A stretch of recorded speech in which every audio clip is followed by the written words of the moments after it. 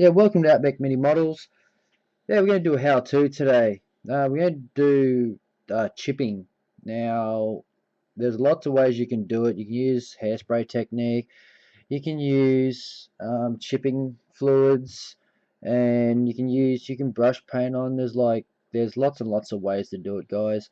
But the way I find easiest and uh, quickest for me, and also it's actually quite enjoyable. I like doing this way. So I'll just get this out of the way. And this is just the Stug 4 Academy that I'm working at the moment. So if you've been following me on the International Scale Modeler Facebook page, you would have seen lots of photos of this going up.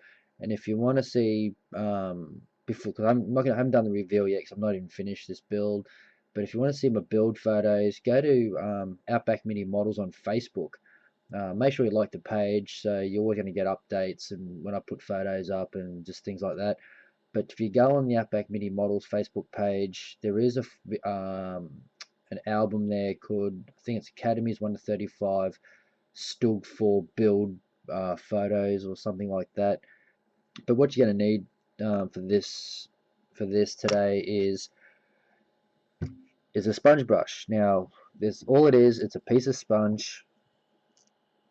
Or that, and you get these out of blister packs. It could be a sponge that one of these things like a green scour for your kitchen. I mean, you can easily just tear it off and then make sure you get all random bits. But they're actually quite needs a new one anyway. She's a bit flogged out, so we may as well make another one. I'll show you how to do it. So all you need is a piece of foam, and with your hobby knife, you use whatever you want really. If you can use a pair of scissors but just give it a little. Get the camera down here so you can see what I'm doing. So you can just see I'm just sort of stuck the knife in there and then cut through, and then same again on this side, and then we're going to stick it down there. We don't want the green scoury bit, we just want the sponge. So a bit more down this side. Okay, I should almost be able to pull that away and put that to the side, so I don't need that anymore. So now you end up with this. Now you can either have depends on how big you want it, how big your project is. Like whether you're weathering a ship or a huge Lancaster bomber, a 1 to 32 aircraft or whatever. The size of the sponge is completely up to you. But the only thing being is if you make it too small, I guess you could go really small. You just got to use the end of the alligator clips like that. But it's going to be flopping around. So for this one, this is mainly for arm. I mainly do arm with this. So we're going to chop him down just a little bit more. Actually, might use some scissors for this. Might be easier. So get some scissors. Yeah, so I've had been asked this quite a fair bit. How do I do this? What paints do I use? And what techniques do I use? Now I'm just going to go through this while I'm just going to talk a bit while I'm preparing the sponge. I'm just going to break some bits off too, so we're just going to randomly tear bits off, so we're not going to be using with a flat edge. But if you see all the streaking effects on this Stug, I've been experimenting with the UMP washers, and because I'm trying to see what else I can do with them besides just slap it on thick, let it dry, and wipe it off with a paper towel to get all the recessed panel lines, as a lot of people just do because that's what they're meant for.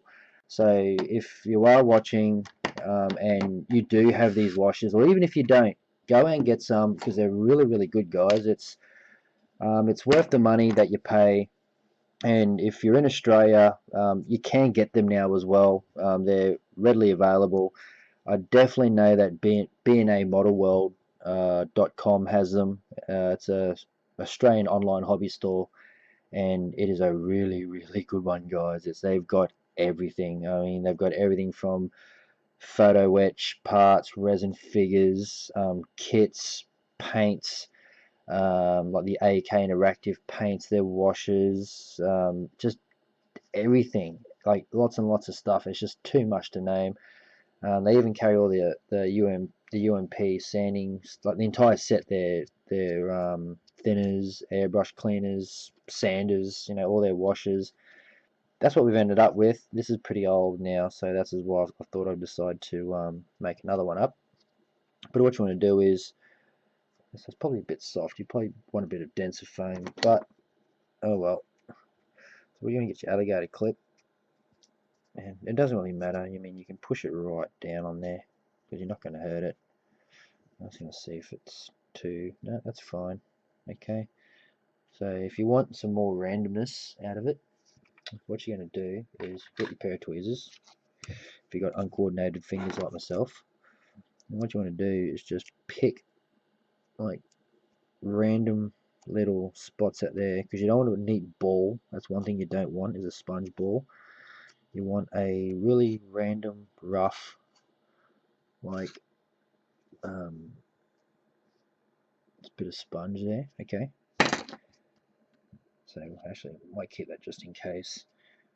Then I'll bring this in, and that's it. That's how I make the sponge. So I have had a few people also ask me what I use for my chipping, how do I do it, and that's it. That's all I use, guys. It's so simple. And it's basically, you can use like a brush, so it's really comfortable. It feels really natural.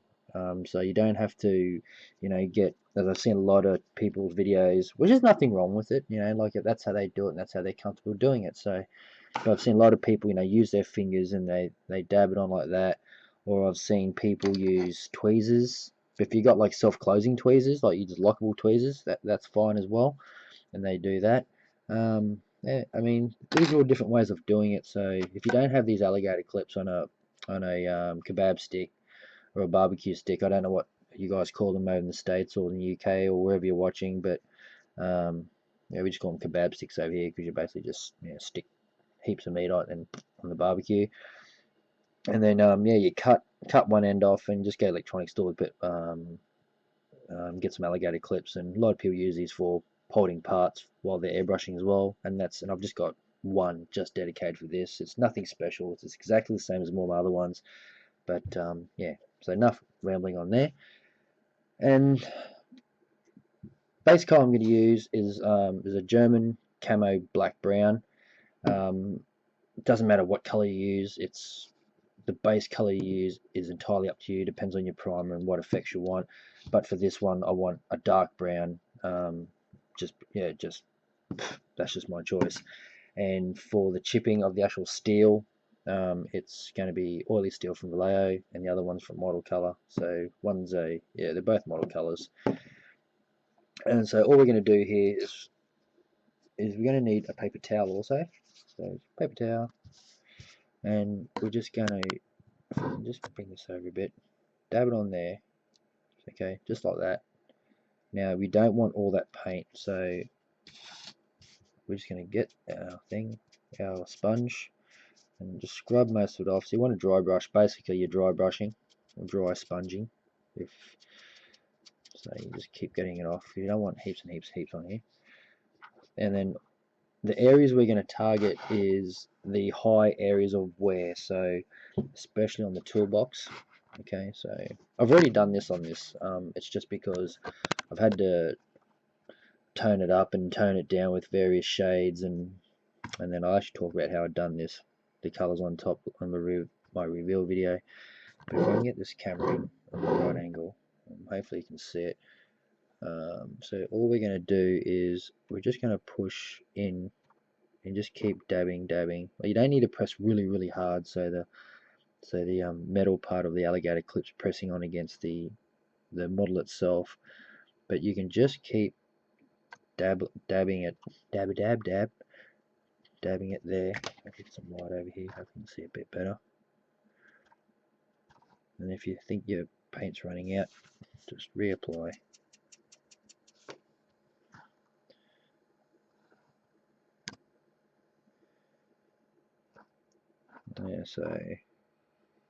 Yeah, so 8-foot Iceman, if you are watching this, Jermaine, this is how I do it, mate. It's very easy. and also you've got to pick where the areas of wear is going to be. So I mean, you're not just going to randomly put it somewhere where the paint isn't going to be chipped. So I mean, I generally just lightly do the edges. So lightly like that, just to give it a very light paint chip. So like that. So you want just little bits of chipping there, but then where it's really going to be chipped, you can just concentrate mainly on the corners. I think is where you're going to get most of the chipping. So I'll keep going with this, but I'll do a little bit more just so you can see. So I'm not going to leave you in the lurch, but so you get a rough idea of where the areas are going to be. So around the front here, front corners. So lift the barrel up so I don't get too much on the barrel.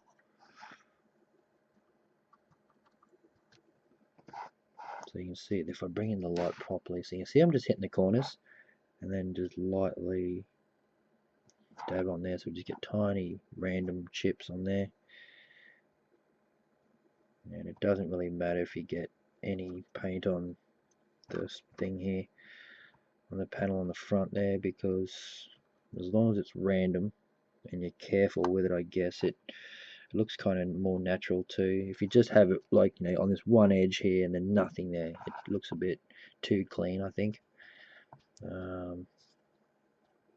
But then you also got to be careful that you don't go doing every edge and getting carried away. But if you want to, that is entirely up to you. I'm not saying that, you know, that it's wrong to do it. You can pretty much do what you want. It's your model, guys. So, and if you can think of if you need this for a camo scheme, I guess you could do it like that if you wanna. I mean, this sponge, I guess, isn't just for this. And if you end up making one of these yourself, or you have one, you know, you might use it for other things. I'm not too sure, but it's pretty much the only thing I use it for. So just round the top of the barrel here. Camera back in position so you can see.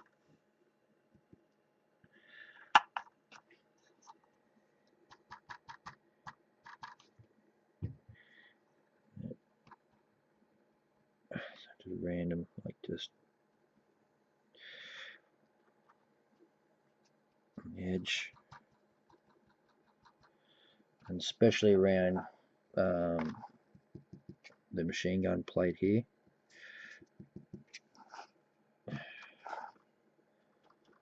we're pretty much going to chip all the way around, and a bit on this front panel here, the front corners. Okay.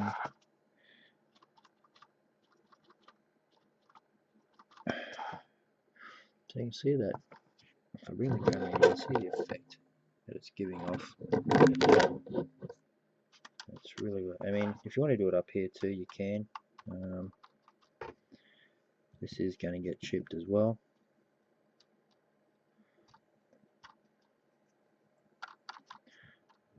Actually, I'll keep the camera running because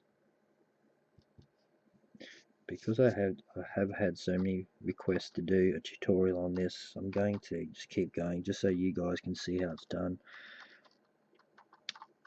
I mean, I really do enjoy making these videos for you guys, so it doesn't bother me. As long as you can sort of stand my long videos, I'm happy.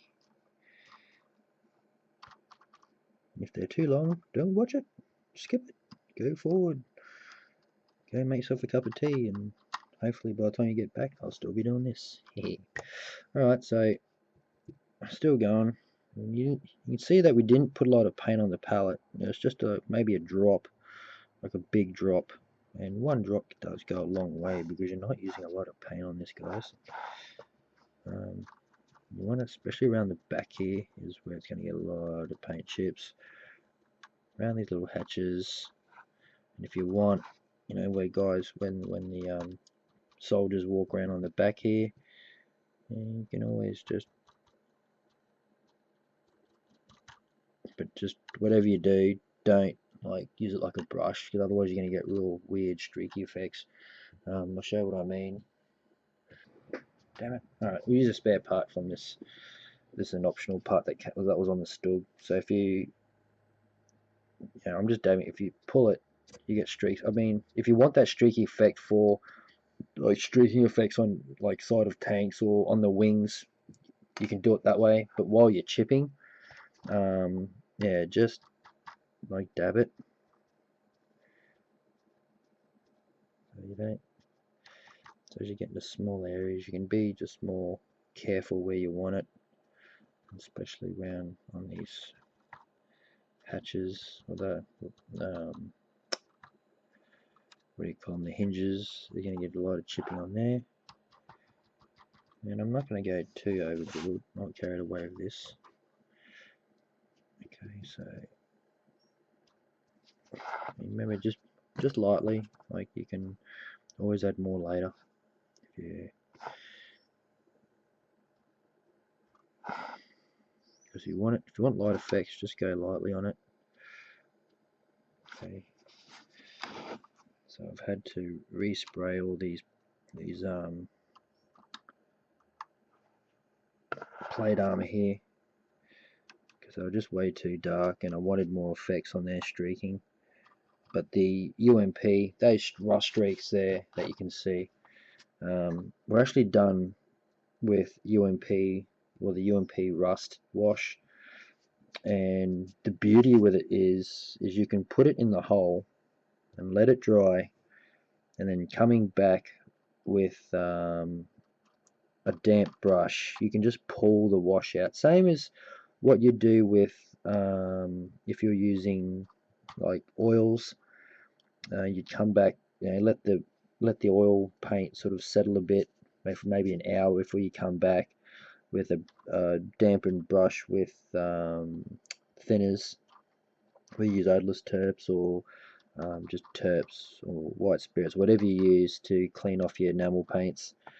You just run it out, and it's pretty much the same. You get the same effect, and if you can always take it out too. So if you put on there thick, I mean, you can just come back with a damp brush and just keep pulling it out until you get a really light, faint line going down the bottom.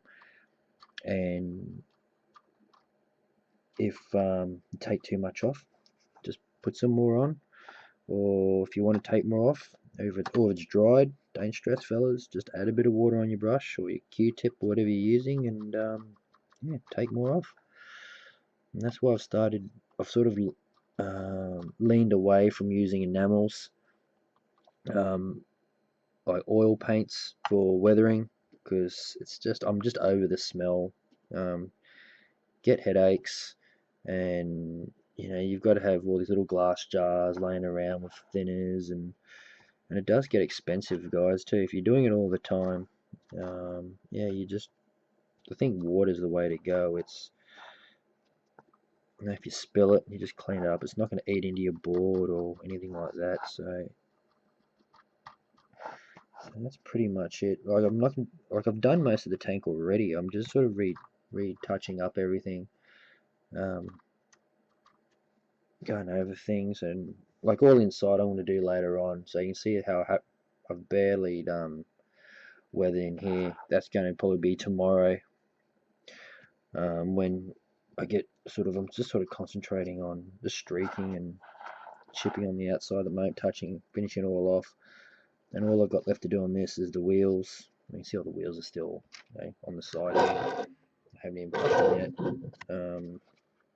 And then I've also got the tracks. They're rubber tracks. So I've also got the rubber tracks to do.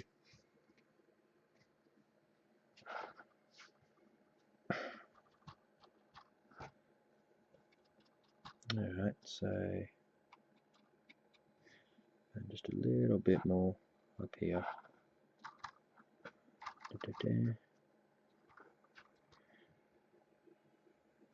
Probably hear the kookaburras in the background.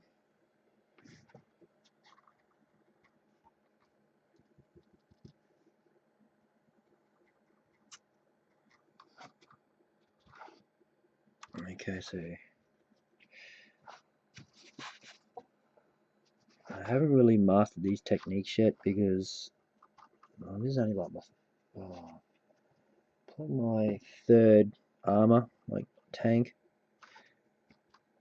I have built some like years and years ago, but this is before I understood cleaning off the wash and cleaning it all down. It's just slap it on and take it off. So hopefully,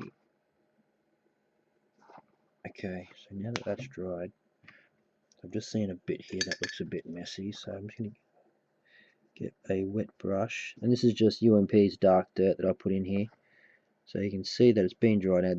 Now that dark dirt has been on here for maybe 2 hours, and it's well and truly dried, so we're just getting a damp paintbrush, and I'm just going to clean it off because I don't want that bit too dark, and I sort of forgot about it. So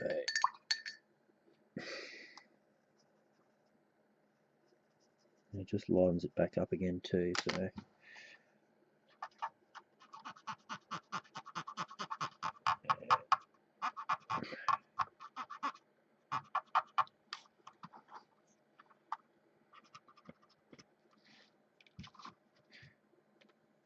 okay.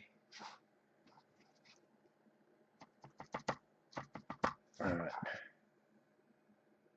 So what we're going to do now is we're just going to grab some of our Vallejo, oily steel. Give it a quick shake. I've already given it a shake, so I'm just going to put a bit on the palette, just a drop. There's not much there, so you can see just just a drop there. And I'm just going to dab it exactly the same technique. I'm not even going to bother taking that brown paint out. So we're just going to do the same thing, dry brush or dry sponge. And then very, very lightly, because you don't want, okay, the trick is with this, guys, is you want the silver inside the brown. So the brown, I guess, is the primer. So if you want to use a red, like a whole red, as your chipping, as your base for your chips, that would be ideal. But yeah, I'm not a really big fan of having it red. I'm kind of after more of a dirty, like an early rust around the metal, as well as, yeah, so that's the kind of look I'm after. And you don't want to put this these bare metal effects. You want to be very, very subtle with this, guys. Yeah, because I was talking to a couple of friends of mine that I've met recently, and they're ex-military, US military, and I was talking to them the other day about tanks with chipping on it, and basically he said they do get them, but it's pretty much as soon as they head back to base, they get repainted again. But while out in the field, if they do get chips, so be it. You're not going to stop in the middle of a gunfight and go, oh, I've got to paint these chips up. Oh my God, my tank's all scratched. So I'm trying to get it's out in the field look. So it's just really subtle. You can see how I'm not really going everywhere like I did with the dark brown. So especially on the corners, and you just want predominantly on the points of things. So you're definitely going to have some around the hatches here, on the commander's hatch. So not too much, because you don't want to go too crazy with it. So especially around here, you can just see that I'm only just very lightly applying it on there.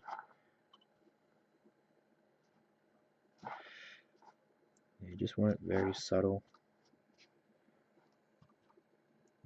So you want a bit around here, definitely around here. you want to go quite heavy on the corners, you can, because I guess corners are the places that get copped the most. Wear and tear.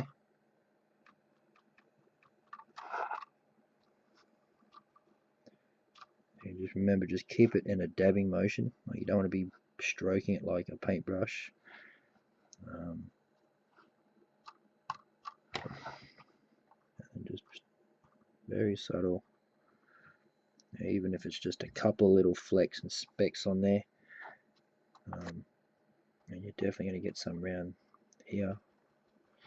So I'm going to give it quite a fairly, not real heavy, but probably one of the heaviest applications of this metal effects on here. On the back corners. On the mud guards, I'm not going to go too much around the bottoms here because I've got a lot of Citadel's sterling mud effects on there. So I want to try and keep sort of that non-bare metal. I want that to be covered in mud.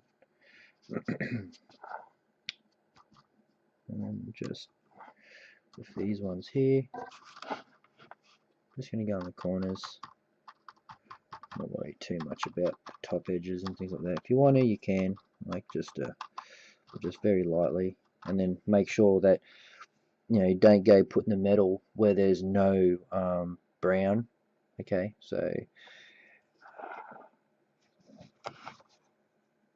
because you're going to have the primer first, then the bare metal. You're not going to have, unless it's like a really clean paint scrape, you're going to get bare metal, but it just doesn't look as realistic. And I'm not going to go any down the bottom. I've done a little bit down the bottom previously. You can see it here, and I've gone over with a brown wash.